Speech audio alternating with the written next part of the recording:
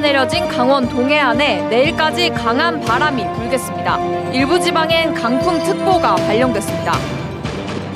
영동 지역의 정당별 시장군수 후보군이 속속 윤곽을 드러내고 있습니다. 김한근 강릉시장은 국민의힘 공천 과정에서 컷오프됐습니다. 이광재 국회의원이 강원도지사 출마를 공식화했습니다.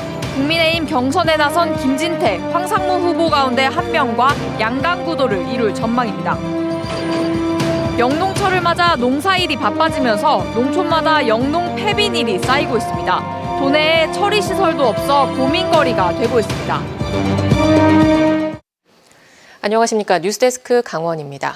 산림청 국립산림과학원이 내일까지 강원과 경북 동해안 일대에 대형 산불 주의보를 발령한 가운데 강원 중북부 산지에 강풍주의보가 추가되는 등 매우 강한 바람이 불 것으로 보여 산불 위험이 고조되고 있습니다. 강원지방기상청은 특히 오늘 밤부터 내일까지 동해안과 정선 지역에 순간 최대 풍속 초속 20m, 산지에는 초속 25m 이상의 매우 강한 바람이 예상된다고 밝혔습니다. 한편 강원 내륙과 동해안에 건조주의보가, 산지에는 건조경보가 내려진 상태입니다. 지난 일주일간 도내 코로나19 평균 확진자 수가 3,000명대로 크게 줄어든 가운데 오늘은 오후 6시까지 2,780명이 추가됐습니다. 시군별로는 춘천 572명, 강릉 429명, 동해 188명, 속초 164명 등이며 누적 확진자 수는 46만 2,125명입니다. 오늘 0시 기준 중환자병상 가동률은 56%까지 떨어져 춘천과 원주, 강릉에 28개 병상이 남아 있습니다.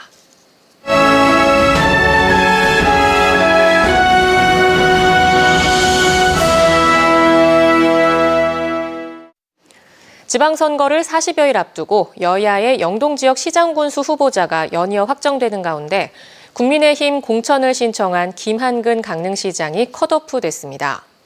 국민의힘 공천관리위원회는 오늘 강릉시장 공천을 신청한 김한근 현 시장을 컷오프하고 김홍규, 심영섭 후보를 대상으로 경선을 치르기로 했고 동해시장 선거엔 심규원 현 시장을 단수 공천했습니다. 한편 김한근 시장은 공관위에 재심을 청구하기로 했으며 재심 결과에 따라 앞으로의 행보를 결정할 것으로 전해졌습니다. 더불어민주당은 강릉시장 후보의 김우영 전 서울시 정무부시장을 전략 공천한 가운데 동해시장 선거에 대해선 김홍수, 최석찬 후보를 대상으로 국민참여 경선을 실시하기로 했습니다. 이광재 의원이 강원도지사 출마를 공식화했습니다.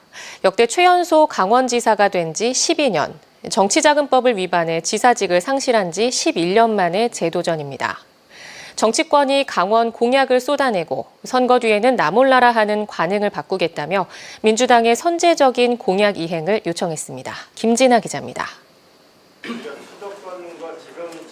더불어민주당 이광재 의원이 강원도 지방선거 승리를 위해 나서달라는 당 지도부와 지역 정가의 요구를 결국 받아들였습니다. 이 의원은 국회의원 임기를 마치지 못해 원주 시민에게 죄송한 마음과 국회 외교통일위원장이라는 막중한 책임 때문에 출마를 망설였다면서도 결국 정치 생명을 주고 자신을 일으켜 세워준 강원도민에게 은혜를 갚고 싶다며 출마를 공식화했습니다. 저는 강원도의 운명을 바꾸는 도지사가 되고 싶습니다. 전 국민의 사랑을 받는 강원도를 만들고 싶습니다. 이 의원은 중앙 정치권이 선거 때는 강원 공약을 쏟아내고 선거가 끝나면 공약 이행을 미루는 관행을 끊겠다며 실현 가능한 공약을 이행하는 모습을 먼저 보여달라고 민주당에 요청했습니다. 구체적으로 강원특별자치도 법안의 국회 처리, 수도권 광역 급행철도인 GTX-A 원주 연결, GTX-B 춘천 연장 등입니다.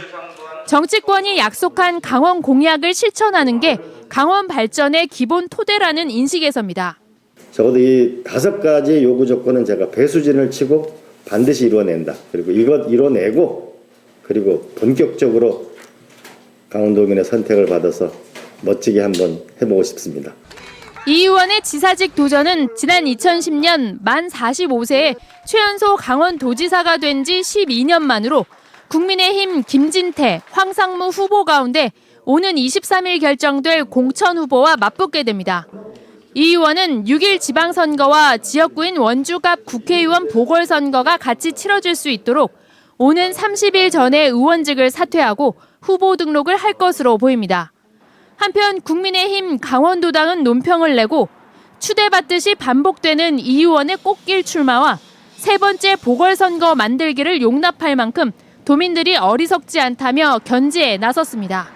MBC 뉴스 김진아입니다. 농사일에 쓰이다 버려진 이른바 영농 폐비닐이 도내 농촌 들녘마다 넘쳐나고 있습니다. 폐기물을 재활용할 수 있는 가공 처리 시설이 없기 때문인데요. 그 실태를 이준호 기자가 취재했습니다. 강릉의 한 영농 폐기물 보관소, 감자와 딸기 농사 등에 쓰인 폐비닐이 울타리 바깥까지 가득 쌓여 있습니다. 폐기물 수거가 잘 이루어지지 않다 보니 보시는 것처럼 오랫동안 방치된 폐비닐이 서로 엉켜붙어 있습니다. 일부 폐비닐은 바람에 날려 전봇대에 매달려 있기도 합니다. 깨끗한 마을에서 비둘기가 싹 날아가니 누가 지나갔다 봐도 마을을 욕하지, 동네 욕하지 누굴 욕해요. 관광객 방문이 잦은 또 다른 마을 보관소도 사정은 마찬가지. 분여회가 나서 자주 정리를 해보지만 너무 많은 양이 쌓여 관리가 쉽지 않습니다. 그래, 딴 사람들이 자꾸 갖다 놓으니 이거 지금 애가 말라 죽겠어요, 우리도. 마을의 폐기물을 한데 모아 보관하는 한국환경공단 수거소의 상황은 더 심각합니다. 전체 보관량이 적정 수준의 25%나 초과돼 추가 물량을 받기가 쉽지 않습니다. 환경공단의 수거소엔 제 키의 3배 넘는 높이만큼 폐기물이 쌓여 있는데요. 현재 보관량은 6,000톤 안팎에 달합니다. 이처럼 영농 폐비닐이 과도하게 쌓인 이유는 강원도에 폐기물을 처리할 수 있는 시설이 전혀 없기 때문입니다. 다른 시도의 폐기물 재활용 가공업체는 굳이 유류비가 많이 드는 강원도에 가서 폐기물을 실어갈 이유가 없다고 말합니다.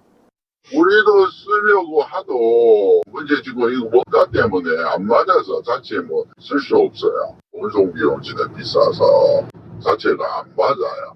이런 사정 때문에 수거 폐기물을 업체에 넘겨 재활용 등 처리하는 비율은 강원도가 전국에서 가장 낮습니다. 지난 2020년과 2019년 강원 지역의 처리율은 각각 15%와 29%로 전국 평균의 3분의 1, 2 수준에 불과합니다.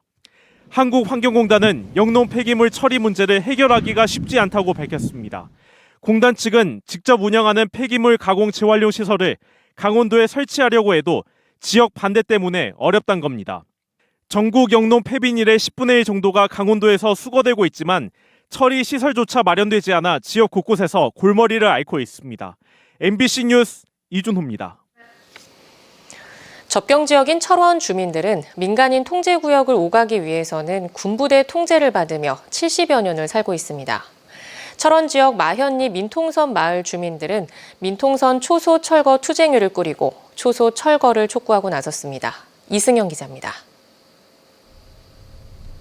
금지된 땅, 민간인 통제구역 내의 마을 철원 마현리로 들어가는 관문 13초소입니다. 외지인은 신분증을 맡기고 임시 통행증을 발부받아야만 들어갈 수 있습니다.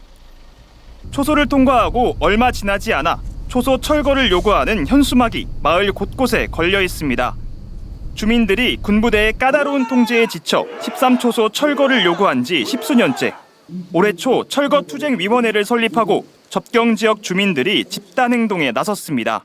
15사단도 가보고 출입증 다 태워보고 다 했는데 아직까지 소식이 없고 군부대에서는 뭐 이렇다 저렇다는 얘기도 없고 그래가지고 저희들은 참 답답합니다. 민통선도 사람이 사는 곳. 매일매일 사선으로 가며 파프리카를 키우는 농민은 삼엄한 경계 근무가 이루어지는 초소를 하나 더 통과해야 합니다. 한창 파종을 할 때지만 농장 주변에는 정막만이 감돕니다. 씨앗 뿌릴 외국인 노동자를 구하지 못했기 때문입니다. 농민들은 군부대 감시가 지나치게 삼엄해 외국인 노동자 구인을 비롯해 마을 주민끼리 품앗이도 어렵다고 말합니다. 계속 일해야 되는데 자기는 일가 끝났다고 언제 퇴근해요? 언제 나가요? 이러면은 우리가 무슨 농사가 돼요? 이제 비상이 그랬다 자기는 훈련 받았다 하면 우리는 또 나가야 돼. 주민들은 군부대에서 CCTV를 설치해 마을 주민의 일거수일투족을 감시하는 등 대북 경계를 명목으로 사생활 침해가 점점 더 심해지고 있다고 주장합니다. 여기 오면 긴급 쾌수자래요. 그러다 보니까 혹시나 자기 진급 지장이 있을까봐 그냥 주민들만 이게 통제를 해서 아주 힘들게 더 만들게 한 상황이에요. 군부대는 마을 주민들의 불편을 해소하기 위해 왕래가 잦은 외지인의 13초소 출입 절차를 우선 간소화하고 초소 철거까지 검토하고 있다고 밝혔습니다. 분단과 뭐 지작과 더 상급부대까지 해가지고 저희가 이런 안에 검토를 해 주십시오 하고 이제 안을 올린 상태고 그에 대해서 상급부대 면밀하게 검토를 하고 있습니다. 민통선 마을 마현리에서 군과 민이 공존한 지 70년. 주민들은 그간 우리 사회가 발전한 만큼 군부대의 민통선 초소 운영 방식도 주민 통제가 아니라 상생으로 변하길 바라고 있습니다.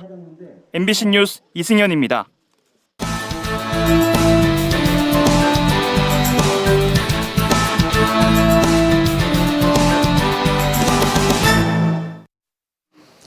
삼척시가 수소기업을 육성하기 위해 산하경 클러스터를 조성할 계획입니다.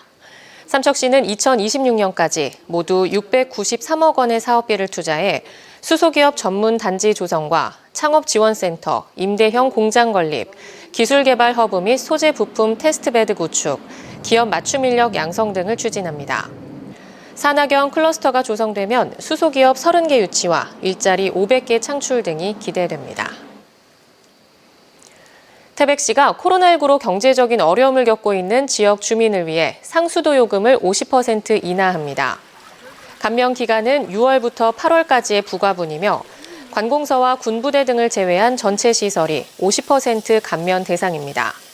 이번 요금 감면은 별도의 신청 절차 없이 일괄적으로 이뤄지며 태백시 전체 감면액은 5억 원 안팎이 될 것으로 예상됩니다. 정선 사북 민주항쟁 제42주년 기념식이 오늘 사북읍 뿌리공원에서 열렸습니다. 오늘 기념식에서 사북 민주항쟁 동지회는 국가의 진심 어린 사과와 진상 규명을 촉구하고 피해자의 희생을 추모하는 의미에서 유가족 등에게 공로패를 전달했습니다. 사북항쟁은 1980년 4월 21일부터 24일까지 국내 최대 민영 탄광인 동원탄좌에서 6천여 명의 광부와 가족들이 어용노조와 임금 소폭 인상에 항의한 노동운동으로 알려져 있습니다. 오는 25일부터 도내 택시 기본요금이 3,300원에서 3,800원으로 500원 인상되는 가운데 양양 오색 지역의 구간 운임은 변동 없이 유지됩니다.